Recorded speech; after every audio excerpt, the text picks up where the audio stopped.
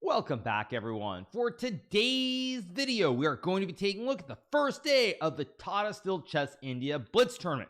Now, Magnus Carlsen was going all scorched earth in the rapid event. He won it very cleanly by 2+ points, and now we move on to the Blitz portion. Now, all the same players are playing, and the tournament gets off to a very fast start when Magnus wins his first game against Narayanan. Now, round number 2 of the Blitz, he's playing against Praggnanandhaa, also from India, somebody who he has struggled against at times in rapid and Blitz, and let's jump right into the action. So Magnus is a white piece. He's off to a good start, having won the first Blitz game. The players are playing 9 games on the day. Can Magnus continue the big run? So game starts out with the move e4. Pragg plays move c6, and now Magnus plays knight to f3. We get d5, and here we have the move d3. Now, this opening already is one example of how great Magnus is, because many players have actually played this exact system against Magnus with the white pieces, where they go d3, and in many cases, Magnus has traded on e4, traded the queens, and he's gone on to win due to his amazing technique.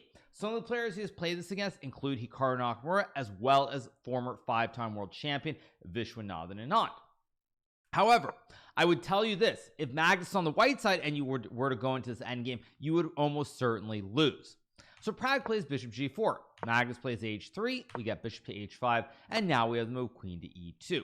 Now, all this is relatively standard thus far. One of the arguments for playing the move d3 instead of putting the knight on c3 is that black no longer can play d4 to attack the knight, and if you play something like e6, for example, here, which is the game, now white can go g4, bishop g6, and there's this very strong move h4. Now, I actually am very familiar with this exact system because I myself have played this move order by mistake from the black side in some Blitz games on chess.com against Nicholas Theodorou in the past, and this is already quite tricky to play. Now, it's also a little surprising to see this because, of course, Pragg is somebody who studies a lot, very well prepared, but it's already very hard to play. So we got pawn takes pawn.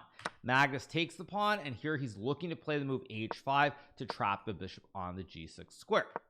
Pragg plays h5, and now we get the move g5. Very important to note here that white cannot play the move knight to e5 attacking the bishop, because after queen to a5, it's spaghetti time. It's a classic right triangle. When you block the check, I take the juicer, and you lose the game. So after h5, we get the move g5. Pragg plays knight d7 here, and now we get knight b to d2. We get queen to c7, and here Magnus plays b3 with the idea of fianchettoing the bishop to b2 and castling the king out of the center of the board. Now, already here, black's in a lot of trouble for 2 basic reasons. First of all, you're lacking in space on the king side, and your bishop is not great here. It's staring at a closed diagonal, but also white is going to go bishop b2. The knight struggles to move to f6 or h6. Now, in a lot of Caro-Kann variations, you put a knight on e7 followed by knight to f5, or maybe knight d5 in some cases, but usually going to f5. Here you'll notice that after knight e7, bishop b2, you simply have no squares available on d5 or f5, and white has this nice long diagonal here. White's going to castle, and black is already in huge trouble. So after b3, Pragg plays move knight to e5, and now Magnus goes bishop b2, and here we get the move bishop to d6. Magnus castles out of the center, and now we get knight to e7. Pragg really trying to finish his development by castling the king here. He is a little bit behind, as I think you can tell. The king's still stuck in the middle of the board, and is Magnus going to be able to capitalize? Well, let's find out. So Magnus goes knight to e1 here. Now, what's amazing about this move is that it's actually the best computer move. Magnus doesn't even really have to do all that much here, other than try to push his p with f4. So Pragg castles. Magnus goes bishop to h3 here. Another incredibly strong move, by the way, from Magnus. f4 is good here, but after knight d7, there still are some issues because the pawn at f4 is super weak. And if you ever go e5 after bishop to c5 here, now the knight actually is jumping to the f5 or d5 square. You've closed this diagonal, and also now the bishop is very strong on this long diagonal from g6 to b1. So Magnus plays bishop to h3. Pragg goes king to b8 here. If Pragg were to move the knight back, which ironically enough is the best computer move, you simply would lose this pawn on g7. So Pragg plays the move king to b8, and now we get this move knight to not knight to e1, sorry, we got this move king to b1 being played here, and after king to b1, Pragg plays knight c8. Now Magnus goes f4. we get knight to g4 here, and now we have the move bishop takes knight. Now you're probably thinking, why can't black just go back to d7 like before? If black goes back to d7 like before, there are a couple of things that are good for white here, but the cleanest would be to play f5 here. Bishop guards the pawn, and after takes, rook e8. Now you can simply go queen to f3, bishop to h7. White takes the juicer, attacks the bishop here. You go back, and now after a move like knight to d3, white is simply up a clean pawn on the king side. Black really has no counterplay. In fact, look at all these pieces. They're so passive, or all black's pieces are basically on the first two rows here. White has so much space here, up a pawn, and white should win the game. So Pragg plays move knight to g4. Magnus takes, and now we get the move bishop takes pawn on g7. We get rook to h7, and here we have the move bishop f6. Now this is another drawback versus the earlier lines, because just to go back for 1 second, in this position after f4 knight d7 takes rook g8, you'll notice here there's no bishop f6. There's no way to create a lot of threats in this position, so because of that, it's not quite as effective. Whereas now when we get bishop f6, the bishop attacks the rook, which prevents black from being able to capture the pawn without losing more material. So Pragg goes rook d7. Magnus plays knight to c4, another brutal move that's very, very strong. We get bishop takes pawn here, and now Magnus plays knight to d3. Now look at these knights. They're very, very active in the center of the board. They're jumping every which way. Black has a very passive bishop on g6, passive rook on h7, and Magnus is simply playing a complete masterpiece. So we get the move bishop to g3. Magnus plays knight to c5 here. We get rook takes rook takes here, and now Pragg plays move knight d6. Now this is a blunder that loses on the spot, but frankly at this point the result is not really in doubt. If Pragg were to play a move like rook takes h4 after rook to d7 here, you have these knights covering all the critical squares, and look at this queen. It can't go here, it gets captured. Can't go here, it gets captured. Same thing here, it gets captured. I guess technically it's not actually trapped because you could go to f4, but if you go queen f4, there are probably a million ways to win. Probably simplest is bishop to e5, checking the king and the queen, and everything else is losing as well. So Pragg plays knight to d6 here, and now Magnus trades the knights, and here he sacks the rook with rook takes bishop, and Pragg resigns the game immediately after 26 brutal moves, because if he plays move queen takes rook, now Magnus will go bishop to e5, attacking the queen here. Can't move off the diagonal, you would lose the king, and when you capture the bishop, there's knight to d7, forking the king and the queen, and winning the game on the spot. So Magnus wins his second game in the Blitz, getting off to a really, really good start once again. He absolutely demolishes Praggnanandhaa in this game, showing great understanding, great theory, and frankly, just a masterful performance overall. So with this win, Magnus moves to 2 out of 2. Now in the third round, he would draw against Wesley So, and in the fourth round, we're going to take a look where he's playing against Uzbeki Jr. Norbek Abdusattorov. So Magnus at this point is on 2.5 points out of 3, doing very well, simply trying to keep the streak going. So you get c4, and by streak I mean basically stay on a heater as opposed to winning every single game, although he will try and do that as well. So you get c4. Norbek plays the move c5, and now we get this move g3. Norbek goes g6, we get bishop g2, bishop g7, knight c3, knight 6, d3, d6, and now we get the move queen d2. Now fun fact, many years ago, I want to say it was maybe 2009 or 2010, I played the World Rapid and Blitz Championship in Moscow, and in one of those events I played against Magnus Carlsen. I don't remember the exact position of what it was, but I got some position, like I'm gonna say something like this, for example, just to illustrate it. And Magnus played the system with black where he went queen d7, he took the knight, and then he played this move f5. I believe I lost that game. It might have been a draw. I'm not 100% sure, but I know I didn't win it. So this is something Magnus really likes to do, is put the queen on d7 or d2, and the idea is that you want to take the knight, give the opposite side the double pawns, and then try to play in the center of the board. Here we get knight to f6, and now Magnus plays b3. Now I do believe there is a little bit of a difference, and this is kind of funny because in my recap yesterday, which I covered, there was something very important in that recap about the Magnus Norbek game, which I think is that if you get a position like this, just to illustrate it, if the diagonal is closed here, this is where you can give the opposite side the double pawns and try to push, because the bishop has no scope. But I think in general, if your opponent hasn't pushed the pawn forward, taking isn't quite as effective. So we get knight f6 here. Now Magnus goes b3. The other purpose behind moving the queen forward is that now the queen guards the knight, so you can go for the classic double fianchetto. Here we get castles. Magnus plays bishop b2, and now we get rook to b8.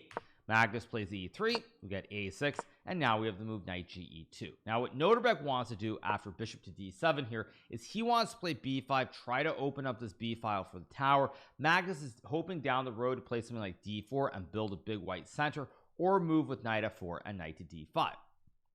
So we get castles.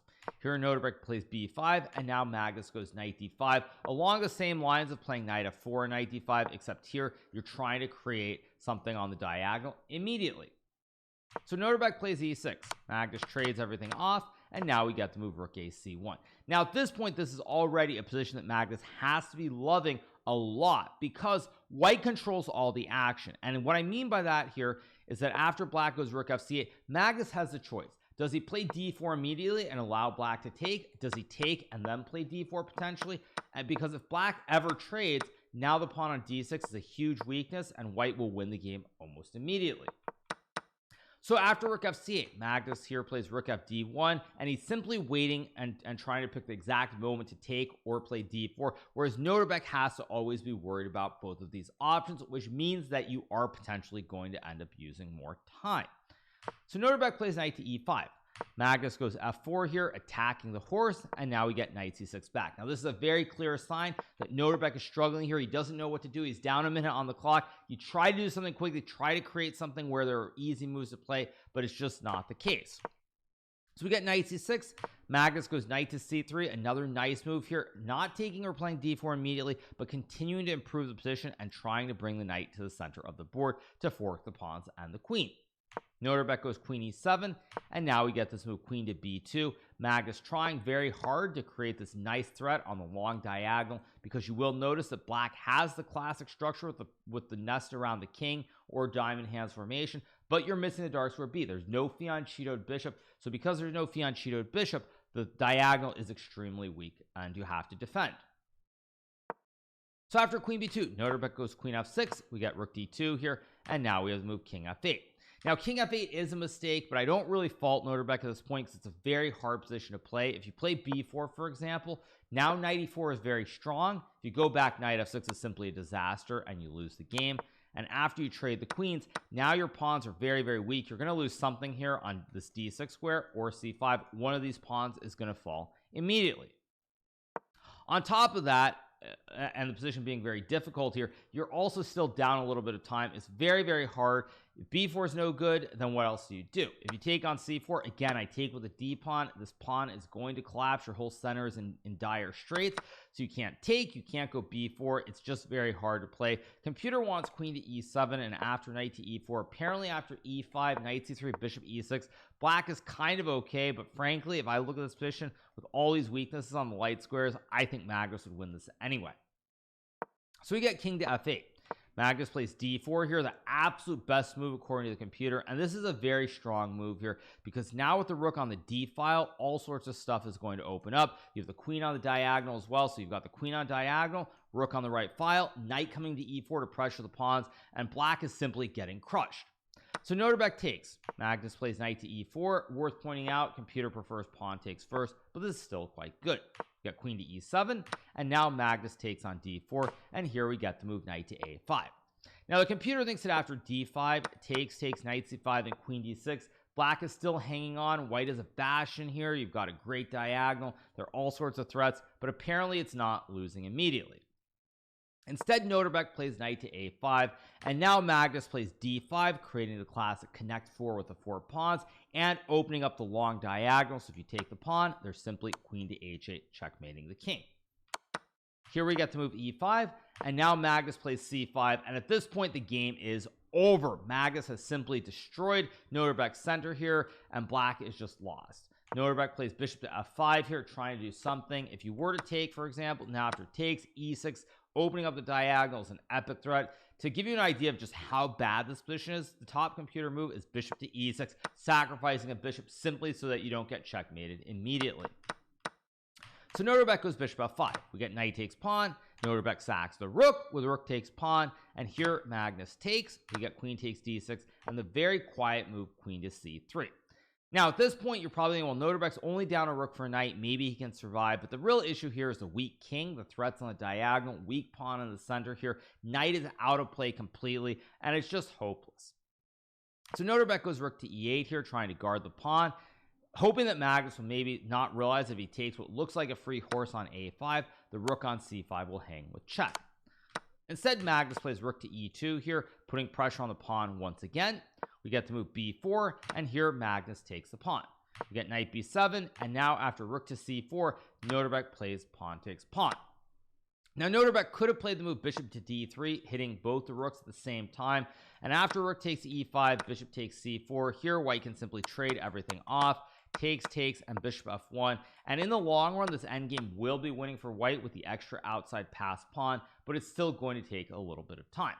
But you'll also notice here that after rook to e2 takes, knight b7, rook c4, Noterbek is down to 3 seconds. He's got 3 seconds on the clock. Magnus has 23 seconds. There's just no way to play.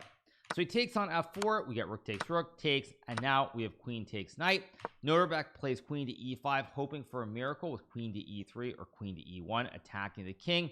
Magnus goes queen a8, king e7, queen a7, king f8, and now we get to move rook takes f4 here because the queen covers the squares on d4 and e3. And if you go queen e1, I simply play rook to f1. There's no check, and it's GG, why not?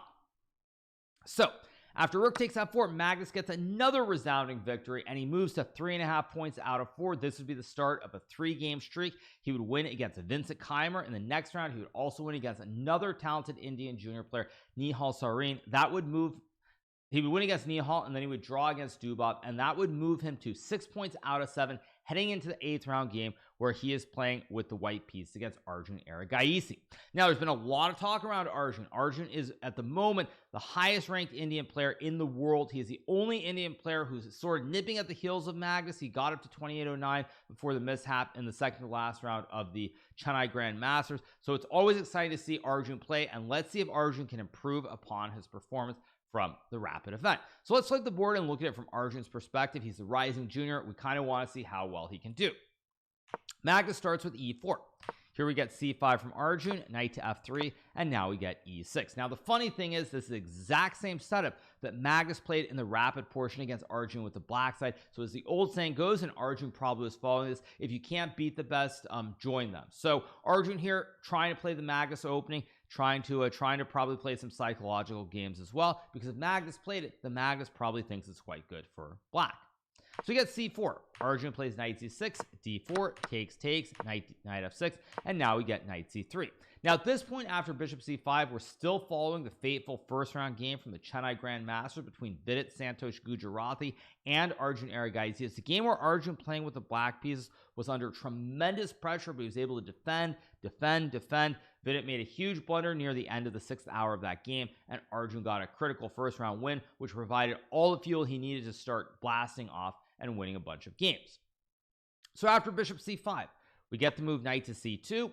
Arjun plays queen to b6 here, trying to pressure the pawn on d2, and now Magnus plays queen d2, again guarding the pawn. Additionally, there's now a big threat of potentially playing knight to a4, forking the queen and the bishop. If you do it right away, besides the fact that there's bishop takes f2, black can also just play queen to a5, attacking the knight and checking the king at the same time. So queen d2 is a multi-purpose move here, as it guards the pawn, but it also threatens knight a4 as the queen covers any threats on the diagonal. Arjun plays the move knight to g4, and here Magnus plays f3. Arjun goes knight to f2, and now we get to move knight to a4. Now I think when Magnus played this move f3, he actually probably thought this was a blunder and knight f2 wasn't possible, but Arjun, to his credit, actually is blitzing out all these moves instantly, and what that means is that Arjun has simply outprepared Magnus.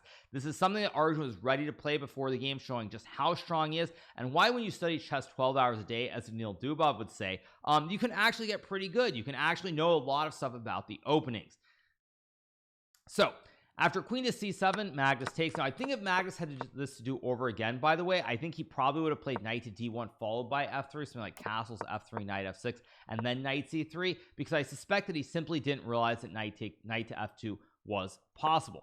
So we get this position after queen c7, Magnus takes the bishop, we get knight takes rook on h1, and now we have the move queen f4. Now this move is simply a big blunder by Magnus that loses the game on the spot, but it's hard to really be critical here because Arjun is moving instantly. He has 3 minutes and 5 seconds, hasn't used any time whatsoever, and you really don't know what's going on.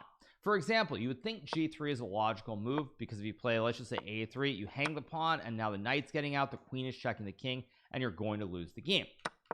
So you would think g3 is a logical move, right? Now the knight is trapped. You can't take any of the pawns, and if black were to castle, you go bishop g2 here, winning the horse in the corner. But if you play g3, now black can go knight e5, and all of a sudden, look at these knights. They're suddenly very, very active here towards f2 and f3 with the forks. Additionally, I can't draw arrows this morning, but the knight on c5 is also under pressure, and after queen to e3 and castles, apparently white is still okay after knight d3 takes, queen c5 takes d5, and something like takes on knight a4, and I guess you're going to go king f1 and king g1 to trap the knight. Frankly, in a classical game, it's entirely possible to come up with some line like this, but in a blitz game, you're under a lot of pressure here because you know your opponent is in preparation. You're already down a minute on the clock, and if you play even one wrong move, you're just going to lose. So Magnus goes queen to f4 here, and this is a big mistake because now Arjun plays queen to a5, checking the king but attacking the knight on c5, and now Magnus is going to lose a whole knight here. This is turning into an absolute disaster, and Arjun is proving why he is such a dangerous player. So Magnus goes b4. We got knight takes pawn, Magnus plays king d1, and now we get this brutal move, knight to f2. Look at these knights. The knights are active, the white king is on the run, the knight on c5 is hanging, and everything has gone wrong. So here we get king to e2, Arjun takes the knight on c2, we get bishop to e3 here, and now Arjun gobbles the rook on a1, and this looks like a lot of games we've seen from Magnus, where Arjun is just gobbling all the pieces off the board. When Magnus plays this move queen to e5, here he is down. What is he down here? He is currently down two rooks for nothing. Both sides have three minor pieces on the board. Arjun is up two whole rooks here, so if Magnus doesn't create a threat immediately, he is just going to lose. That is why Magnus plays queen to e5 here, because he knows that if he were to just take the knight, for example, after knight to c2, the knight will trade for the bishop at the very least. If you go here, you lose the horse. If you play a move like knight b3, there's queen to e1 check. After king g1, I take, and again, absolute disaster here. Black has two rooks, and you're losing immediately. So Magnus goes queen to e5. We get the move queen takes a2, we have bishop d2, and now Arjun plays f6. Magnus plays queen to d6, and here we get the move b6, attacking the knight on the c5 square. Magnus takes the pawn on e6, and now we get the move queen takes c4, and at this point, Magnus Carlsen resigns the game. He has had enough here. He's down by so much material, there's realistically no chance for him to come back, and with that win, Arjun gets, I think, his first win against Magnus since he started this big upward swing towards the top 5. So what to say about this game? First thing first that I want to say is I want to give a big compliment to Arjun Erigaisi from the standpoint that what Arjun is doing right now is he's playing all these openings. He's playing all these openings, every opening under the sun. He's not simply playing one opening system. I'll just go back to the start of the game. Many players start playing one or two opening systems as they start breaking the top 10 or top 5 in the world, but Arjun is capable of playing the Sicilian. He's also played the French. He's also played e5. He's also played the Caro-Kann. He's playing all these systems, and not only is he playing them, but he knows them really well, as this game highlights, because he blitzed out all these moves up to knight f2 and queen c7. He was blitzing out all these moves. So Arjun is studying all these openings, playing very fresh chess, and this is where I would also make the argument when people try to say that classical chess is dead. If the new generation of younger kids continue to play all the openings, they don't get hard set playing the Berlin, for example, I think that chess is very, very rich, and we're going to continue to see a lot of exciting games, and classical chess is in fact nowhere near dead if this happens. Now, Arjun can do this, but his opponents don't have to play along. So it's really going to come down to whether the younger generation as a whole, they start playing all these great opening ideas. They don't stick to one opening. If that happens, though, I think we're going to have a very glorious next 10 to 20 years for classical chess, with a lot of rich games, a lot of exciting decisive results. So I would argue that I think when people talk about classical chess being dead, we're very far away from it at the present moment, but that will hinge upon whether the next generation continues to play in the style of Arjun Erigaisi. So Magnus would lose this game. That would put him on 6 out of 8. He would draw in the final round. He would draw in the final round against Vidit Santosh Gujarati, so he'd end the day on 6.5 points out of 9. Magnus Carlsen, unsurprisingly, is in first place, leading by half a point over Praggnanandhaa. So for Magnus, pretty good day. Probably a little bit unhappy with this game against Arjun because a blunder in the opening led to a direct loss right away. He didn't really have any chance in this game, but still, I think it's hard to complain from Magnus' standpoint. You dominate the rapid, you're leading the blitz after the first day, but we will see. Will Magnus get really angry, go beast mode, and win every game tomorrow? It's anybody's guess, but nonetheless, really exciting day in the first round or a really exciting first day of the Tata Steel Blitz tournament. Great to see Arjun win, trying to prove that he can compete with Magnus, and the future is very bright for the young Indian superstar. So on that note, I hope you guys have enjoyed this recap from the first day of the Tata Steel Chess India Rapid and Blitz tournament being held in Kolkata, India. If you're not already subscribed to the channel, make sure that you smash that subscribe button below, and we'll be back with another recap after day 2, the final day of the Blitz tournament tomorrow, as we wait to see if Magnus can just go on a big run and just dominate the field like he has done in some other Blitz events. All right, I'll see you guys soon. Hope you enjoyed this and have a great rest of your day. See you. Bye.